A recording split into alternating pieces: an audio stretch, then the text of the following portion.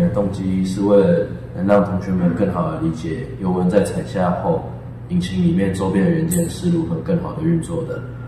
不然，平常这些元件在引擎室里面是不易观察。我们希望能透过这种浅显易懂的方式，让大家更好的理解，以达到便利教学的目的。我们先转下锁头之后，它会通电。